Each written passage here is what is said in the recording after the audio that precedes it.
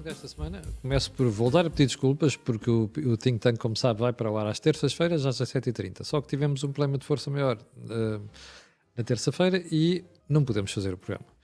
Portanto, fica a pedir desculpas. Bom, como sabe, o Think Tank é um programa aqui do canal Acordo do Dinheiro, onde nós fazemos a análise semanal da atualidade política e económica. Mas antes de irmos àquilo que vamos fazer hoje, vamos falar hoje, deixe-me só recordar que o canal Acordo do Dinheiro tem uma parceria com o Prozis e que este programa, em especial, ainda tem ajuda à produção do grupo Cenizal e Data, que faz software de gestão de empresas. Ora, agora sim, o que é que vamos falar hoje? As cambalhotas do PS em matéria de contas certas. Ou, se quiser, fumar, mas não inalar. É a versão portuguesa da célebre situação que envolveu o saudoso presidente Clinton. Mas como o autor disto é o Joaquim Aguiar, eu vou-lhe passar a palavra. Joaquim, o que é que significa isto? O que é que significa? Fumar, mas não inalar. Clinton, não, na atualidade. A nova frase, a nova frase. Do PS, quando diz que o alfa e o ômega da doutrina socialista é contas certas. Ora, este tipo de frase dita por um socialista é verdadeiramente surpreendente, porque a doutrina socialista usa as contas do orçamento para financiar políticas deliberadas, isto é, usa o orçamento desequilibrado para corrigir as economias que estejam ou estagnadas ou com pressões inflacionistas que tenham de ser controladas e corrigidas. Quando agora o Partido Socialista aparece a dizer que a sua verdadeira doutrina é a do orçamento equilibrado, as contas certas, a dúvida que se coloca é esta: sou eu que estou a ouvir mal, ou é a história que está errada e afinal nunca houve bancarrotas provocadas pelo Partido Socialista? Ora bom, como houve de facto as bancarrotas, aquilo que temos que aceitar é que o PS serve desta frase para esconder o seu sentimento de culpa em relação ao que foi a última bancarrota e que levou à necessidade de chamar a Troika para que se pudesse corrigir esses desequilíbrios. Ora, o que é surpreendente é que, de facto, com os conselhos da Troika, corrigiram-se os desequilíbrios e então aparece agora o PS a ser o principal arauto das contas certas. E, portanto, a pergunta que finalmente aparece é para levar a sério ou é uma mera cortina de fumo para esconder qualquer coisa que venha aí no futuro próximo? Ora, o que se pode esperar para o futuro próximo em relação a este tema é o desenvolvimento dos julgamentos associados com a destruição do Grupo Espírito Santo, que envolve não apenas o ex-primeiro-ministro José Sócrates, mas também alguns ministros do seu governo que serão agora julgados a breve prazo, depois de ter perdido já muito tempo que podia ter sido aproveitado para corrigir teorias e práticas. Assim, quando vierem essas clarificações, e algumas já têm aparecido, A única surpresa que se pode esperar é porque é que isto não apareceu mais cedo. Porque se tivesse aparecido mais cedo, nós também teríamos corrigido mais cedo. Não há agora nenhuma possibilidade de acelerar o processo histórico, mas há que rever, do ponto de vista da ética política ou da moralidade na política, há que rever os critérios com que são difundidas propostas e notícias que mais não são do que formas de distração para que não se perceba o que é que está a ser decidido nos gabinetes ministeriais. Jorge Marrão, fumar, mas não inalar. Se nós formos ver, as contas públicas até estão progressivamente a corrigir-se. A dívida pública está próximo de 100% do PIB, é verdade, muito ajudado pelo comportamento da inflação este ano. No próximo ano vamos ter até uma quebra abaixo de 100% do PIB. Temos excedente orçamental para este ano, 2.200 milhões de euros, temos o excedente orçamental no próximo ano também. Portanto, as coisas estão a alinhar-se. Qual é o problema disto? É que o alinhamento está a ser feito pela Receita? Ou o problema mais grave? O debate político em Portugal tem sido muito centrado na sequência da bancarrota na questão orçamental. E eu julgo que o PS, e ainda bem para o país, aprendeu alguma coisa com o Pedro Passos Coelho. É que uma economia aberta, com uma dependência brutal do exterior relativamente a financiamento, a única forma de se manter saudável e com capacidade de se refinanciar nos mercados é apresentar contas certas. E, portanto, eu julgo que aí há uma aprendizagem. Estou de acordo com o Joaquim, houve uma máscara que se introduziu na ideia das contas certas que, no caso de Pedro Passos Coelho, chamavam austeridade. As contas certas que nós temos em Portugal têm tantas ou mais austeridades que tinham no passado. Só que é uma austeridade diferente. Não tem corte de salários. Não tem cortes de salários. Tem cortes de salários, mas são cortes de salários em que o médico anestesista tem um papel muito grande. Não, mas tirando, Jorge, o que eu quero dizer é, tirando este momento que nós vivemos, que é de inflação elevada, que sim, aí sim houve corte de salários na prática, no passado não houve corte de salários. O que há é um anestesiamento a outro nível. E é isto que está a fazer a diferença, porque no tempo de Passos Coelho, o corte de salários nominal e de pensões foi isso que custou a popularidade ao governo. Sim, não sei se foi só isso que custou a popularidade ao governo. Eu acho que a sociedade portuguesa, como um todo, e eu julgo que temos que reconhecer que não é prerrogativa, se quisermos, só de Pedro Passos Coelho, porque à direita muita gente não quis alinhar na reconversão que nos tinha sido proposta pela Troika, e, portanto, há uma distância muito grande entre, se quisermos, um documento feito por gente que vem do mundo anglo-saxónico e que olha para a economia de mercado de uma forma um bocadinho mais direta e mais simples. Para haver crescimento económico, vocês têm que ter contas saudáveis. Para haver crescimento económico, tem que haver capital. Para haver crescimento económico, vocês não podem estar constantemente a tributar o capital e o trabalho. E, portanto, isso são conceitos de sociedades muito mais desenvolvidas e com muito mais anos de democracia e com muito mais anos de economia de mercado concorrencial e aberto ao mundo. Eu julgo que em Portugal, eu já referi isso uma vez e volto a referir, o cão do meu filho, um Jack Russell, que ataca os cães grandes, julgando que é grande, mas ele é pequeno.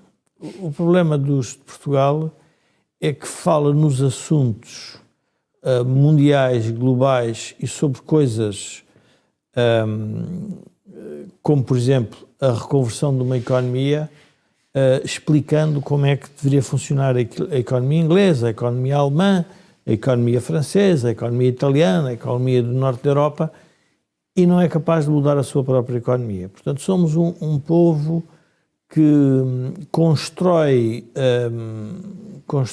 argumentos e mitologias para viver como sempre viveu. Numa lógica até salatarista, pobres mas honrados. No caso agora de António Costa é pobres mas socialistas. E o que é que quer dizer o socialismo em Portugal? O socialismo quer dizer aquilo que nós estamos a assistir com este Orçamento de Estado. Eu estive a ver este Orçamento de Estado em que tem uma despesa de... Para as pessoas Estás a falar de 2024. 2024. Para as pessoas 123 mil milhões de euros de despesa. 123 mil milhões. É como se as pessoas, para perceberem isto, o Orçamento de Estado assenta no aumento dos salários, assenta no aumento das pensões e assenta no aumento do consumo público. Tudo isto à custa de quê? De tributar alguém ao lado. Claro. E, portanto, a pergunta é, não são os mesmos que recebem, são outros. Mas, portanto, como o jogo é um jogo eleitoral, eu diria que há uma espécie de uma o PS tornou-se uma espécie de uma caixa negra que só se vai abrir quando aparecer o desastre. Ou seja, eles são capazes, eles estão a conseguir fazer o modelo de redistribuição, mas depois esta caixa negra só é descodificada quando aparece o desastre. E o desastre não é o desastre que ninguém quer o desastre no sentido que, como tivemos no caso em 2011. O desastre é a incapacidade de termos os rendimentos que seria aceitável comparativamente a outros países. E, portanto, como se tornou especialista em manter esse poder, em criar uma narrativa da pobreza, se quisermos, do empobrecimento e da ideia que temos... Eu quando ouço falar os dirigentes do governo e a classe de comentadores que graçam nas televisões portuguesas, dá a ideia que nós temos o melhor Estado Social do planeta. É verdade. Que se não fosse o SNS... Sim. E eu pergunto, mas quais são os outros sistemas de saúde? Os sistemas de saúde são maus? Não, pagam muito. E eu pergunto, mas então os portugueses não pagam o seu Sistema Nacional de Saúde? Claro que pagamos todos. Pagamos todos através dos impostos. Mas funciona bem? Não funciona. E, portanto, como o discurso se centrou no orçamento e o orçamento tornou-se decisivo para a gestão da relação com os credores, então o PS percebeu que politicamente então eu vou ter que fazer uma gestão de contas certas, porque só assim é que eu consigo manter o poder. Mas está a fazer de forma capciosa e muito inteligente. Não percebi? Está a fazer de forma capciosa, mas muito inteligente. É por isso que o eleitorado não percebe. Não, eu julgo que o eleitorado percebe. Camilo, há uma coisa que eu não estou nada de acordo.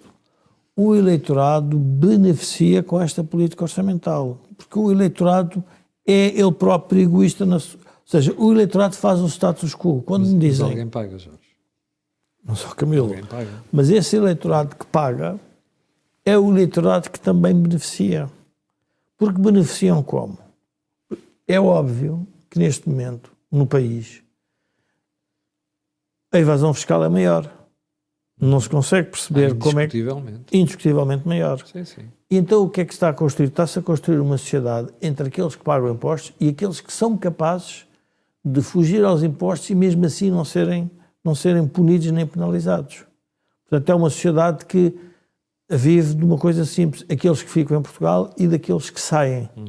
É uma sociedade daqueles que conseguem, das empresas que conseguem ter acesso ao poder e das que não conseguem ter acesso ao poder. E por isso é que se tornou uma sociedade injusta, porque é uma sociedade que depende da relação com o Estado e com o Orçamento de Estado. Portanto, nós temos uma sociedade totalmente, quase significativamente dependente de tudo isto. E, portanto, é uma sociedade que não se consegue revoltar porque vive também disso. E, portanto, não vamos atribuir a responsabilidade toda do problema do país ao Partido Socialista António Costa. Há uma parte da sociedade que tem essa responsabilidade. No momento em que descobrirem que essa responsabilidade os levou a um desastre, não é o desastre de se calhar não temos financiamento externo, mas é o desastre de percebermos que querem fazer uma viagem para uma capital europeia, querem fazer importação de um bem de última geração e já não conseguem ter isso. E, portanto, é nesse momento que o país começa a despertar. Agora, como em todas as sociedades socialistas, com muita dependência de uma clique que gira a roda do poder e que consegue redistribuir, a pergunta é qual é o momento em que se parte o muro. Quando é que o muro de Berlim caiu? Foram precisas algumas décadas. Jorge, mas eu já ouço essa conversa há tanto tempo, as pessoas vão perceber e vão rebelar-se e não sei quantos, já lá vão 8 anos, ninguém se rebelou até agora. Camilo, as pessoas já estão. As últimas eleições, que eu me recordo, a eleição que o Partido Socialista tem maioria absoluta, é uma eleição que é uma recomposição de votos à esquerda. Sim, aliás. É uma recomposição de votos à esquerda em que o Bloco e o PC perderam para o Partido Socialista ter a maioria. Portanto, o país, se quisermos, não socialista, está muito mais desperto para isso. O país da esquerda é que decidiu fazer a aposta no Partido Socialista. É esse país da esquerda e do centro socialista que vai provavelmente fazer com que o Partido Socialista perca na Madeira, nos Açores, e portanto nós vamos ter que viver assim. Vamos ver, eu tenho que acreditar, a democracia tem imensas fragilidades, tem imensos escapes, tem imensas contradições, mas com o tempo lá chegaremos, porque não estou a ver que outra forma é que nós podemos encontrar. As formas revolucionárias, nós já tivemos. O drama neste momento de Portugal, na minha opinião, é que somos uma jovem democracia, somos uma jovem economia de mercado, mas somos um país envelhecido e temos instituições que ainda resultam do antigo regime. E temos uma ideia de poder. A pergunta é, isto tudo junto não vai permitir que Portugal mude rapidamente. É preciso haver alguém que corporize uma reforma estrutural da sociedade portuguesa. E a sociedade portuguesa tem que aceitar isso como normal, não é estes pactos do regime que o Dr. Rio quis fazer e que agora Montenegro anda a fazer, não é nada disso. Isso não vai resolver nada, porque isso é acordar a mudar, mas é só um bocadinho, porque pronto, temos que chegar a acordo sobre isto. Não, são coisas significativas. O melhor exemplo é a saúde. A saúde é um exemplo acabado de que se destruiu um modelo que se estava a experimentar e que estava a dar resultados, para depois se descobrir um modelo, que é o modelo dos ensaios, do tentativa e erro socialista, em que se vão mudando os ministros, o primeiro-ministro mantém-se, que parece que, e aí o Joaquim tem razão, é um primeiro-ministro que fuma, mas não inala. O que é que ele quer dizer com isto? Quer dizer que é um primeiro-ministro, tanto que um primeiro-ministro sempre em pé e de plasticina, tanto dá umas vezes dizer que afinal os privados são importantes, como de outras vezes se calhar o Estado é que é importante. Depende da situação que lhe dá jeito. É de acordo com o vento. Agora, no caso da habitação, foi evidente. Até agora já se pode, as rendas não há travão nenhum e, portanto, vamos subsidiar os inquilinos. Mas a medida está correta, Jorge, até que enfim o Governo acerta numa medida. Mas, Camilo, mas as pessoas não perceberam a medida. Acho que as pessoas... Ele percebeu uma coisa, que sem os empresários não conseguia ter mais oferta. Mas o que ele quis foi comprar os votos dos inquilinos. Está bem, mas a verdade é que isto vai encorajar a gente a pôr imobiliário no mercado de arrendamento. Não, claro que pode vir a encorajar. E isso é bom. Claro. Mas é a mesma pessoa que há pouco tempo teve uma disputa com o Presidente da República, em que o Presidente da República faz um veto político e que dá a cambalhota. Ora, isto torna muito difícil a oposição e torna difícil perceber onde é que nos quer levar António Costa. Mas é fácil de perceber. Mas isso é de O que mérito António da Costa não oposição. quer levar a lado nenhum. Pois está bem, Ele Jorge, mas quer isso- levar o Partido Socialista sempre ao Mas como poder. o país não está a perceber, eu concluo que isso é de mérito da oposição. O Joaquim fala-nos sempre aqui, tem sempre essa memória histórica e, portanto, aprendemos muito com o Joaquim. Quando dizia que o Pinheiro das Vezes dizia que, menino, a política é um pêndulo, às vezes vai para a esquerda, outras vezes vai para a direita. António Costa é ele próprio o pêndulo. Ou seja, ele próprio faz o pêndulo. Nós precisamos de políticas que, de repente, temos de ser mais à direita, para o país ir para mais no sentido, e depois temos de ter outras políticas um bocadinho mais à esquerda, porque é esse equilíbrio que vai nascendo nas cidades. Mas António Costa consegue corporizar, numa própria legislatura, ele próprio o pêndulo. Ora, isso tem uma deficiência. Qual é a deficiência? É que a pessoa não pode ser tudo ao mesmo tempo. Não consegue. É melhor ter uma linha. Ora, essa falta de linha, de coluna vertebral do Partido Socialista em relação às suas concessões, que foram assaltadas, obviamente, para a extrema-esquerda e que já tem dentro do Partido Socialista, e por isso estas questões que nós discutimos nos think tanks anteriores, a dificuldade que têm em falar no 25 de novembro, quando por aí é uma coisa normalíssima, a dificuldade tem, portanto, é neste... O registro de António Costa é um registro muito difícil para a oposição. E é um registro difícil para a oposição porque ele corporiza Camilo, vamos imaginar um pai de família que tem de um lado direito da família, do outro lado esquerdo, outra parte da família, mas vezes um dizem, não, para a família enriquecer o que é preciso é fazer isto, o outro diz, não, o que é preciso é aquilo. E ele vai vacilando, à segunda-feira tem metade da família de acordo, à terça-feira tem outra metade, portanto anda neste jogo, mas há uma coisa que não consegue fazer, é que não dirige, não comanda, gera o poder. Comandar, dirigir, é querer nos levar para algum sítio. Se nós perguntarmos onde é que o Partido Socialista nos quer levar, não consegue dizer, a não ser dizer o seguinte: estamos a tratar do SNS, estamos a tratar da educação, estamos a tratar dos baixos rendimentos. O Partido Socialista não consegue falar na pobreza. E a única coisa que diz é fala nos baixos rendimentos e atribui a responsabilidade dos baixos rendimentos às empresas. E eu pergunto, mas então as empresas é que são responsáveis pelos baixos rendimentos? Quais foram as políticas que foram introduzidas para as empresas não conseguirem aumentar salários? Porque as empresas, às vezes, aliás, eu vi há dias um tweet de um ex-ministro que dizia que tudo isto resolvia era fácil aumentar os salários. E eu pergunto, então faça isso na sua empresa? Claro. Aumente os salários a todos, 20%? E o que é que lhe acontece? Sai do mercado. Até quem é que paga essa saída do mercado?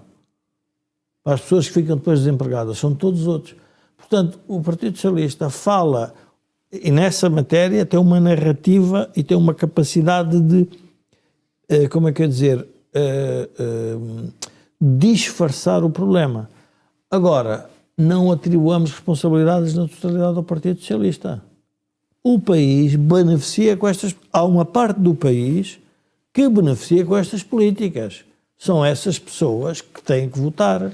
Os que estão a ver ou a ser prejudicados, obviamente não vão votar porque percebem que isto não nos leva a lado nenhum. Obviamente. Joaquim, deixa-me pegar neste ponto que o Jorge acabou de referir, que é, há uma metade do país que beneficia disto. Então, se há uma parte do país que beneficia disto, isto não vai mudar. As pessoas não têm interesse em mudar. Não é só o problema de não mudar. Uma das dúvidas que aparece na análise política em Portugal é de onde é que vêm as ideias, de onde é que vêm os programas que os partidos apresentam. E encontrar a resposta para essa dúvida não é fácil. Eu utilizo um processo expedito e que é cada governante que acaba de conquistar o poder tem como meta principal combater o último que teve sucesso na governação do país. E percebe-se que seja esse critério que esteja na base da legitimação do poder. Porque é que se há de passar de um para o outro se o próximo for igual ao que era o anterior? Não vale a pena mudar. Não. Quando muda, o próximo vai se revelar contrário do anterior. Com o 25 de Abril, a necessidade de combater o marcelismo impôs a toda a lógica do que seria o reforço do novo poder. Porque, para combater os que vinham do marcelismo, o novo poder cortou as pernas a si próprio. Isto é, quando decide as nacionalizações, quando decide a descolonização, decide interromper as linhas de tendência que vinham do passado e obrigou-se a fornecer melhores condições de vida e de desenvolvimento à sociedade que passou a dirigir.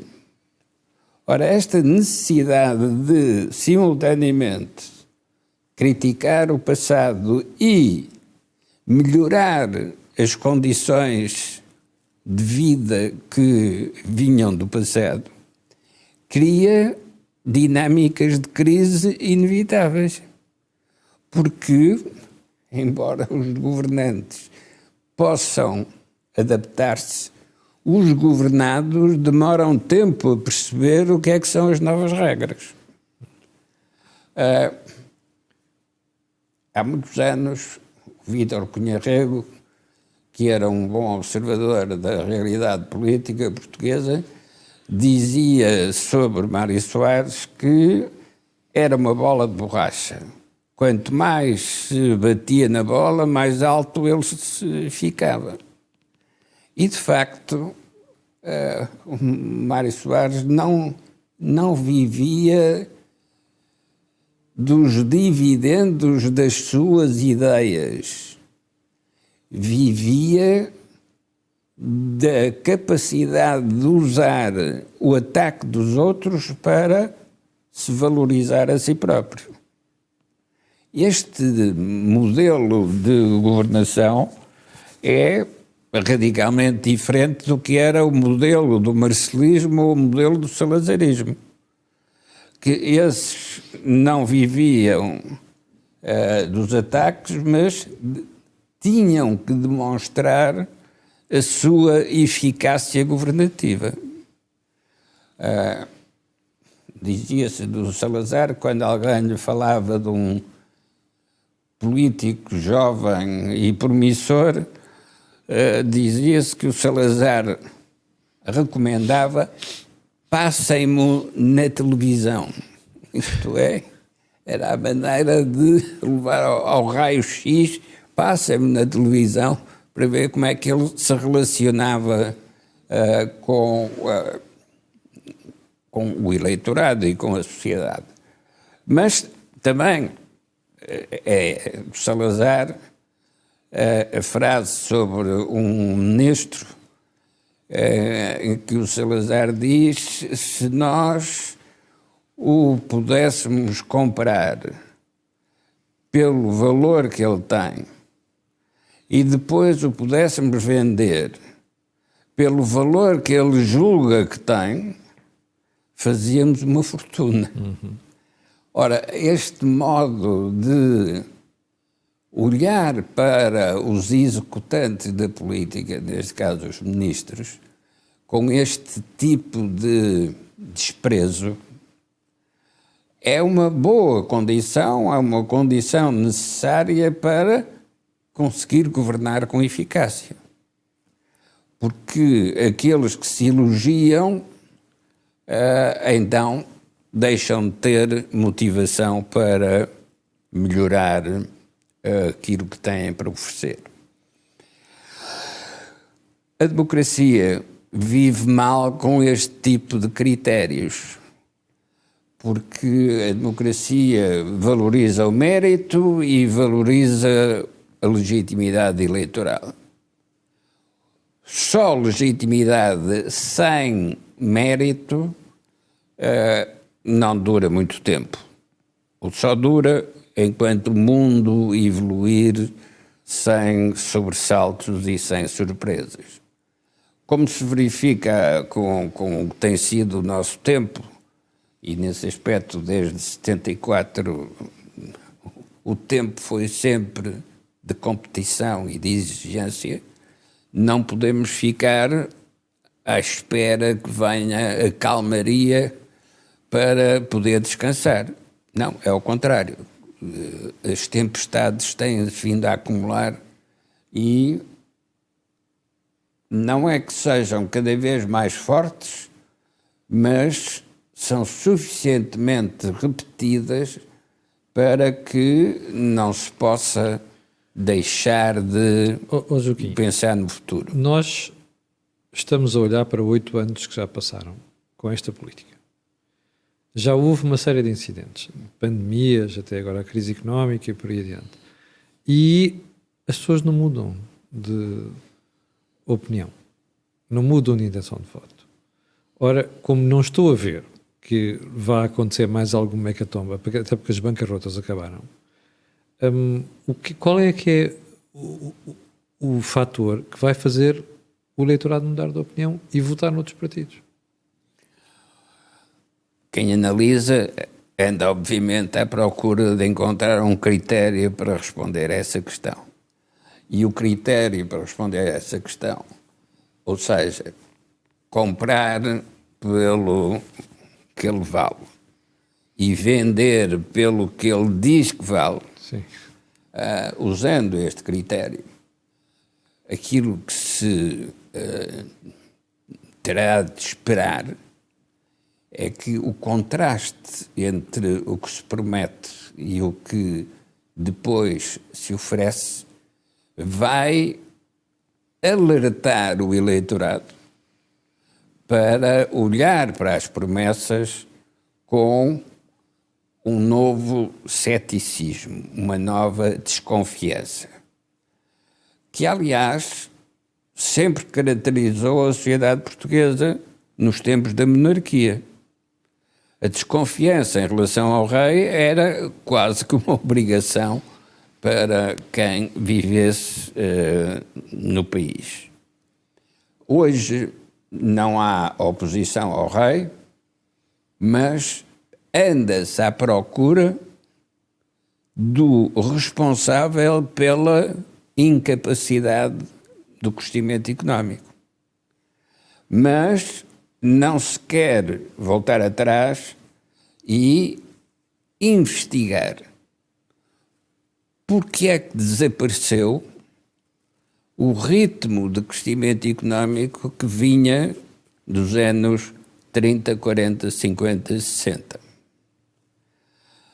Ora, aquilo que marca a diferença entre o passado e o presente é uma coisa que se chamou nacionalizações para desenvolvimento mais acelerado, porque ficavam essas empresas nacionalizadas ao serviço da estratégia de desenvolvimento e, de facto, o que se verificou, sobretudo depois das nacionalizações terem evoluído para as privatizações, o que se verificou é que, com as privatizações, nós trocamos capital por dívida.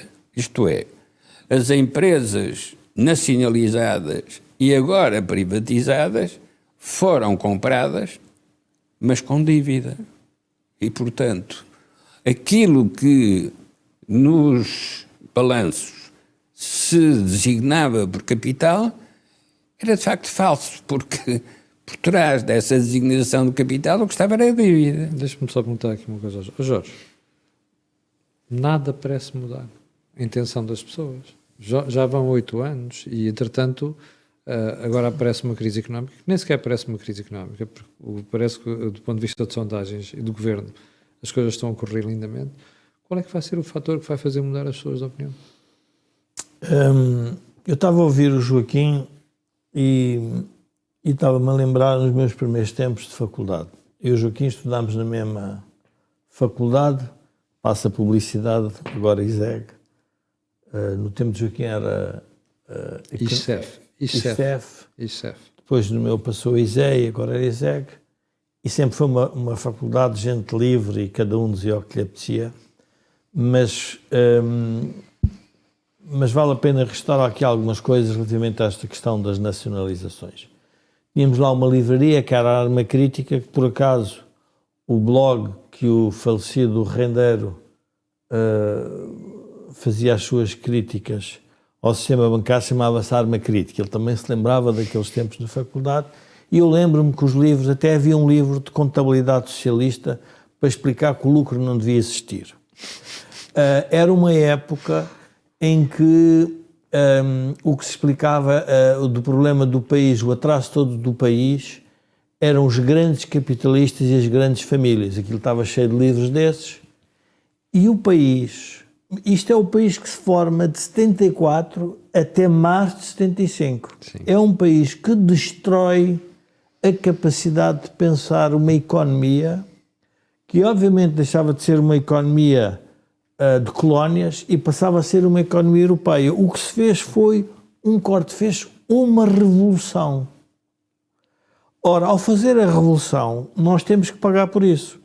Ninguém quis dizer que o desenvolvimento todo do país dos anos 40, 50, 60, 70 tinha sido resultante daquela política económica do condicionamento industrial, que era verdade, que dava mais poder a alguns grupos, eram os monopólios, quisermos, familiares, mas que eles próprios tinham uma vocação que era imposta por um regime autoritário. E, portanto, o que nós confundimos tudo isto. E, portanto, aliás, o Partido Comunista se falava sempre na pequena burguesia, que era o que lhe interessava, porque tudo era média burguesia, tudo era grande burguesia. E, portanto, o país olhou para os empresários como os bandidos do regime que nos tornam pobres. E nunca mais saímos disto. O que é que acontece? Aparece Mário Soares, que obviamente era um homem da democracia liberal, e quando começa a perceber que isto ia descambar para o regime do centralismo democrático, põe-se das forças, eu diria, normais de uma democracia liberal. E é ele próprio que se dedica, mais os generalianos, na reconstituição dos grupos familiares. E onde é que nasceram as empresas portuguesas que depois, que as temos hoje no mercado, nasceram do capitalismo popular, das poupanças das pessoas. Nasceram da Bolsa. Mas nasceram mais de onde? Da dívida bancária, porque as pessoas tinham os seus depósitos, os bancos tinham vindo falidos e começaram a emprestar a essas empresas. E, portanto, o sistema estava ele todo endividado. Ora, o que é que acontece? Nós, se quisermos olhar para a sociedade portuguesa, eu registro 3 grandes períodos. A formação da democracia, a entrada na Europa e a consolidação da Europa, e depois, o que é que acontece? Acontece uma espécie de políticas experimentais de como é que deveria ser o capitalismo português, que era um capitalismo de dívida, feitas através de José Sócrates. E então é neste contexto que nós hoje estamos aqui a pagar tudo isto. E, portanto, o país ficou sempre dependente do exterior, ficou sempre dependente da dívida. Porquê é que eu trago este tema aqui? Andámos um bocadinho para trás até esses anos todos. Porque o país fez uma confusão e não quis corrigir relativamente ao papel das empresas para o desenvolvimento. E o Partido Socialista E isto é muito importante nós registarmos e percebermos isto. O Partido Socialista recuperou para o poder aqueles que tinham originado a revolução que os capitães de Abril do 25 de novembro quiseram corrigir, porque foram os capitães também que tiveram em Abril, que também uma parte deles fez o 25 de novembro, eram os mesmos, e o Partido Socialista de António Costa quis recuperar essa gente. Mas para recuperar essa gente, voltou a dizer aquilo que nós todos assistimos. Já está tudo nacionalizado e agora o que é que podemos fazer? Agora vamos tentar compor a casa. Ou seja, aproveitou-se da situação, foi incapaz de dizer isto está tudo errado. Nós vamos ter que dar o dinheiro aos empresários que perderam, ninguém teve coragem política para o fazer, nem o professor Cavaco Silva. Nem o professor Cavaco Silva fez, e portanto o país está embrulhado nisto, está embrulhado nestas contradições. Ora, isto torna muito mais difícil fazer política em Portugal. Porquê? Porque nós estamos a pagar, é um bocadinho aquele ditado, os pecados dos nossos avós fazem eles e pagamos-los nós. Não há volta a dar-lhe. É verdade. E isso para chegar à tua pergunta é porque é que o país não muda. Mas quando é que o país mudou, Camilo? O país muda sempre à força e em extremos. Chegámos tarde à Revolução Industrial. Chegámos tarde à descolonização. Chegámos tarde à democracia. Chegámos tarde à economia europeia e economia competitiva. Estamos sempre a chegar tarde. Sempre assim. E quem é que é mais rápido? É os que imigram, em geral. O país foi feito. Quando nós olhamos para o país rural que tínhamos, as pessoas que quiseram sair daquela pobreza deslocaram-se para as colónias. Sim, e para as cidades. Para as cidades. Depois tivemos o país rural que foi desenvolvido por tais grandes grupos económicos que tirou as baixas produtividades que nós tínhamos, passaram para as produtividades da indústria, e depois o Salazar fez aquela política que foi empobrecer os agricultores para não deixar aumentar o preço do pão, que era para a indústria sobreviver, e portanto fez uma opção política à custa de um setor. É verdade. Mas tinha uma opção política económica. Diz, não, nós vamos ter que fazer aqui alguma indústria. E portanto vamos fazer como? Com os salários baixos, porque o país tecnologicamente estava atrasado. Então o quê? Nós íamos com salários dos países com mais alta produtividade? E depois o que é que acontece na cartilha marxista e descardista toda, que andava lá na tal arma crítica? Não, os empresários é que criam os baixos salários. Mas espera lá uma coisa. Os empresários não criaram baixos salários. Os empresários começaram com as tecnologias que existiam, que o país tinha, pegam nelas, tentam melhorar, mas têm que começar de algum lado. E, portanto, e depois gerou uma outra economia, que eu vou chamar uma economia, se calhar estou um bocado agressivo, mas é uma economia do silêncio, que é a classe empresarial silencia-se porque partiu endividada depois da Revolução e agora parte dependente do Orçamento de Estado. Sim, sim. É um dos piores problemas que nós temos. Pronto. E isso, no caso de Salazar era diferente, porque o caso de Salazar, como era um ditador e era autoritário, tinha uma ideia para o país e era melhor toda a gente seguir o que ele queria. E, portanto, impunha. Isso não existe em democracia. E, portanto, o dirigismo económico de Salazar tinha uma contrapartida. É que as pessoas sabiam o que é que tinham que fazer. O dirigismo que se quis fazer em Portugal com as empresas públicas foi um dirigismo sempre com o dinheiro dos portugueses, que nunca tivemos as contas certas. É por isso que António Costa esbarra, porque ele agora, ao fazer as contas certas, há uma coisa que parece evidente para todos. É que não tem capital para meter em lado nenhum. Porque como gasta tudo a distribuir, qual é a conclusão? Quer a TAP, mas tem que a vender. Queria a IFASEC, mas tem que a vender. Portanto, fica de mãos atadas. Então o que acontece? Não tem modelo económico. E por isso é que o modelo económico de António Costa é um modelo económico falido. Porquê é que é falido? Porque não tem capital. Não é possível. Mas, ó Jorge, não achas estranho, tu começaste há bocado a tua observação a dizer aquele período de 74 a 75 foi destruir tudo. Foi. A economia, destruir capital. E é verdade. Mas a verdade é que o cidadão de rua não tem essa percepção.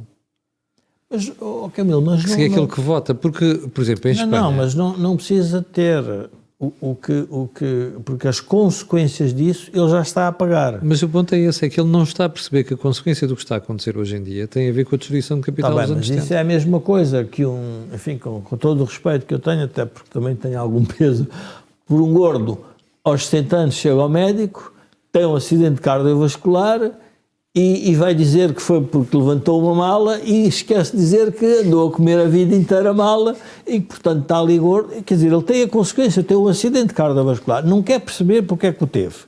Mas há uma coisa que ele não se consegue livrar, é do acidente. Exatamente. E, portanto, o país não se consegue livrar dos baixos salários. Camilo, o problema é que nós não nos conseguimos livrar de baixos salários com esta política. Por mais magias orçamentais, por mais, por mais... Mas olha que aí o António Costa vai-te responder que ele aumentou o salário mínimo em mais de 100% desde que chegou a poder. Camilo, mas o mais interessante é que as pessoas não perceberam que isso encerra o problema. Significa que o que começa a ser importante para o país é o salário mínimo. Pois. Quer dizer... Estás a puxar para baixo. Não é porque está para baixo, é porque cada vez mais... há mais empresas que só conseguem pagar o salário mínimo. Estás a puxar a tua ambição para baixo, é o que eu estou a dizer. Só se fala no salário mínimo. Ele está a puxar para o eleitorado que só... Vamos lá ver. Há um dirigente socialista muito responsável que não alinha nestas teses, diria mais escardoides deste Partido Socialista de António Costa, que me dizia que conheceu bem o Hugo Chávez. E o Hugo Chávez que lhe disse uma vez, isto da democracia é muito bom.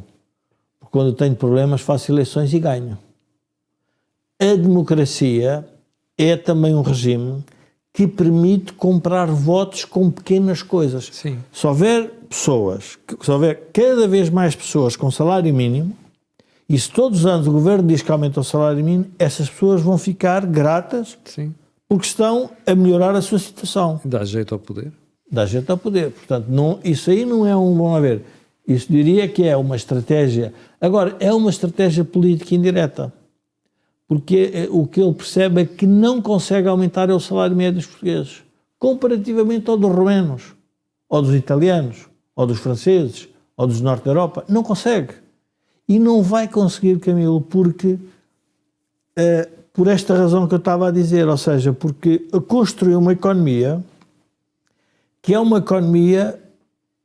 eu diria, arregimentada por dívida e por orçamento de Estado.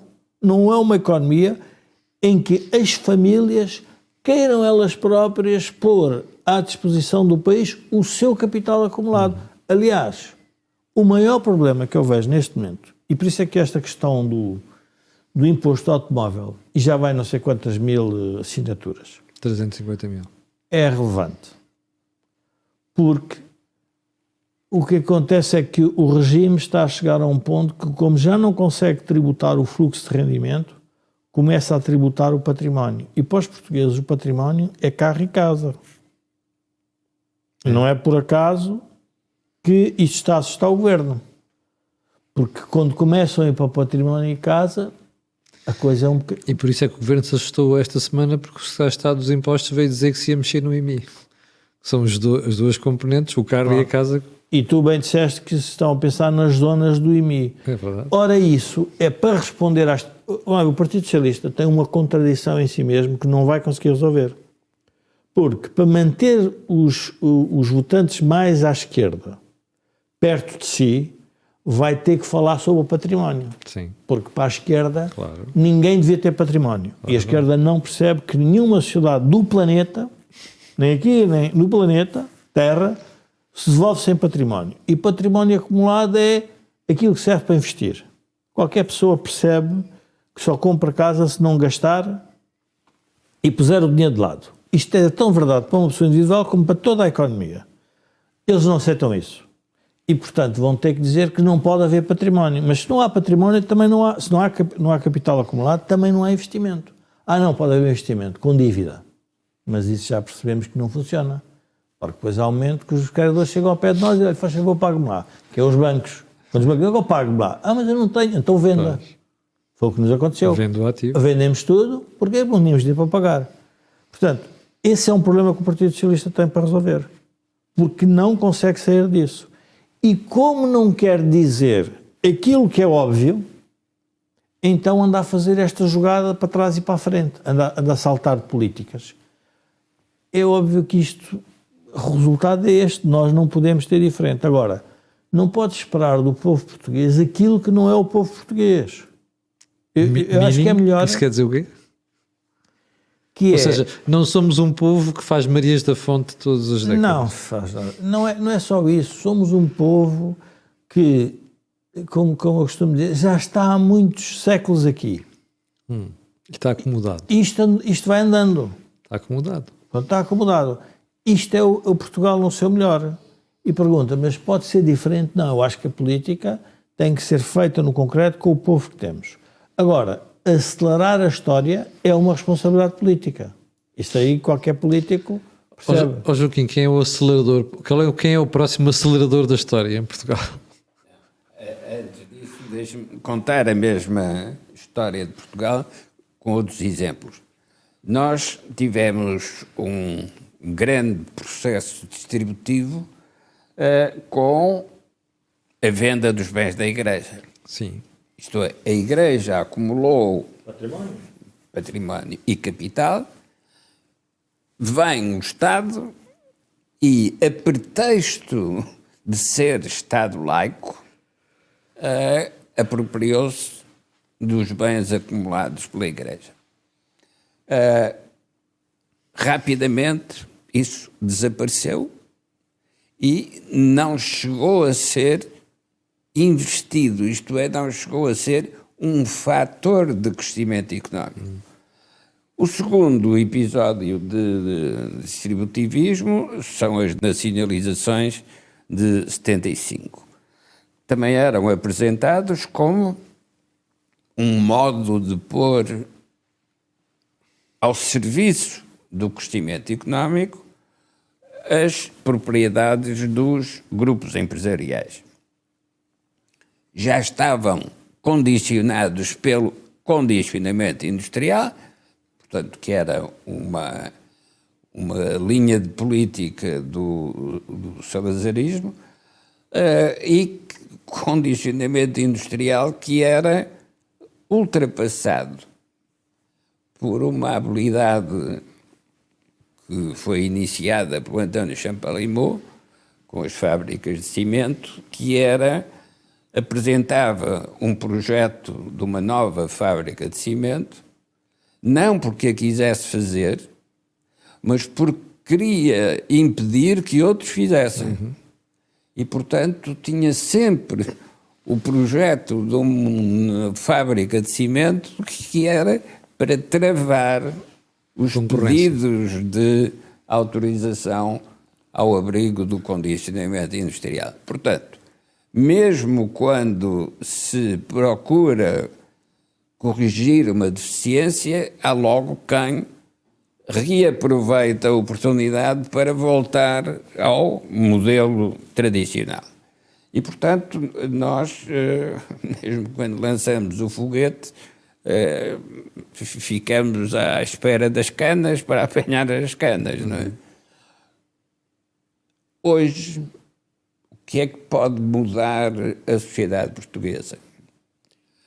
A percepção da pobreza e da miséria em comparação com aquilo que se vê quando se viaja ou quando se abre a televisão. O problema é que há poucos a viajar, Joaquim. Não, atenção. Quando Salazar dizia passem-me na televisão para ver um jovem candidato a político, esqueceu-se que também passava pela televisão a pobreza do país em comparação com o que se via nas imagens da televisão. E, portanto, agora com a integração europeia, aparece um novo fator de racionalização para Portugal, que é, nas mesmas condições, fazemos a comparação. Esse é o efeito da moeda. A moeda única significa que a comparação é direta. Ora, sendo a comparação direta, os dirigentes políticos não podem usar o mecanismo da ilusão monetária que era possível quando havia moedas diferentes, que era possível com a utilização dos câmbios e a utilização dos controlos do valor da moeda. E de capitais. Ora, é essa nova circunstância que vai permitir pensar política de maneira diferente. Enquanto que na mudança de 75 com as nacionalizações se continuou a pensar da mesma maneira, e ainda hoje há quem tenha saudades do escudo, ou quem diga que o erro foi a paridade que se definiu quando se entregou o escudo para ficar com o euro. Não é nada disso. É verdade. O euro em si é apenas um instrumento de medida. O problema é que isto permite comparar com todos os outros países. Claro.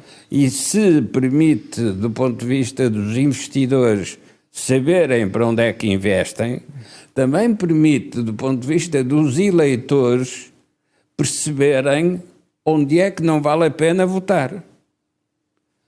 Porque já não há mais bens da igreja, já não há mais bens empresariais para nacionalizar. Então o que é que há? Há a capacidade portuguesa de produzir no mercado internacional. E nesse aspecto, embora tivéssemos perdido várias épocas de oportunidade, não perdemos tudo. Ainda temos capacidade para poder competir no mercado europeu. Por sua vez, o mercado europeu precisa de estabilizar as suas diferenças regionais. E justamente por isso são os mais atrasados que mais beneficiam por pertencerem a um mercado integrado. Deixa-me voltar aqui ao Jorge. O Jorge tinha aqui uma questão para referir da imprensa, não é, Jorge? Antes de fecharmos o programa, que já estamos Não, quase com tinha, mas se calhar vou tentar responder aqui, porque alguém me alertou aqui para um comentário do Rafael Ferreira. Reparei. E eu acho que este comentário do Rafael Ferreira, que eu aconselhava todas as pessoas a ver, dá para perceber o problema do país. O Rafael Ferreira não sabe que o Estado Novo tinha surgido depois de uma bancarrota, em que o país não tinha capital, em que houve a recusa, houve um problema com um empréstimo inglês. Não sabe isso. Não sabe que é uma coisa que é importante perceber, que os ricos não conseguem comer em sardinhas o dinheiro todo que têm. Não sabem que os ricos, quando investem, têm o dinheiro nas empresas para que os trabalhadores possam comer mais sardinhas por dia. Pois. Comparam, é óbvio, para quem vive no limiar da pobreza, o mais importante, em vez de comer uma sardinha, é comer duas. E há outro que pode, as 2.000 calorias de um rico, em bifes, são mais caras que as 2.000 calorias de um pobre em pão. Estamos de acordo. Mas, na verdade, não é isso que resolve o problema do país. Claro. É preciso haver capital. E quando ele diz que há um problema das famílias que eram as famílias que tinham monopólio, tem que se lembrar o que é que depois faz a política quando tem o dinheiro. Não investe. Dá às pessoas. Distribui. Dá às pessoas com o quê? Dá às pessoas e depois não há capital para investir, então endivida-se com o exterior. Portanto, é neste ciclo que nós andamos. É este raciocínio do Rafael Ferreira que mata a concepção do país. Ele não diz, por exemplo, não fala na riqueza dos jogadores de futebol, que ganham um salário de 200 milhões por ano. Perguntem lá a um empresário português o que é fazer 200 milhões por ano. Perguntem-lhe. se consegue fazer. Há dias fiz essa pergunta no Jornal de Negócios. Porquê é que não se metem com os Não, treinadores mas de isto é para futebol? perceber a demagogia política Exatamente. e económica até onde é que vai. E pelo facto de, na Revolução, nós termos criado este conceito que a quem faz património e quem tem empresas basicamente está a roubar o povo, é que nós não temos capital. Porque é óbvio que qualquer pessoa, que, se me perguntarem a mim, então tu queres poupar para ter uma casa, sabendo que daqui a 10 ou 15 anos aparece um político que me nacionaliza as casas, o que é que acontece? Não faço capital nenhum, gasto tudo o que tenho. Até como é que o país se desenvolve a fazer capital? Onde é que ele há para se construir as coisas, para fazer máquinas, para investir em tecnologia? E depois esquece de uma coisa, que é, nós partimos no Estado Novo para um país completamente falido. Portanto, tinha que constituir a base de capital. E as bases de capital só se podem constituir se houver retorno desse capital para haver de novo investimento. E foi assim que o país foi crescendo. Rafael Ferreira fala na sardinha dividida, então pergunto lá qual era o rendimento que nós tínhamos. O crescimento do rendimento que nós tivemos no Estado Novo relativamente ao que está a acontecer em democracia. Não querendo dizer com isto que o Estado Novo é melhor que a democracia. Agora, que a democracia está a destruir as bases racionais da economia de mercado, isso não tínhamos dúvidas. Isso aí é só ver o que está a acontecer. Chegamos ao final do programa desta semana. Novamente, pedi desculpas por não termos ido para o ar na terça-feira. Já sabe que na próxima terça-feira nós voltaremos a estar aqui consigo, pelas 17h30. Mas antes de irmos embora, eu não queria deixar de lembrar que a Cor do Dinheiro tem uma parceria com a Prozis e que este programa ainda tem ajuda à produção do grupo Sendis Alidata, que faz software de gestão de empresas. Quanto a nós, como disse, voltaremos daqui a uma semana, não, na próxima terça-feira. Quanto a mim e si, amanhã encontro marcado. Só mais um pormenor.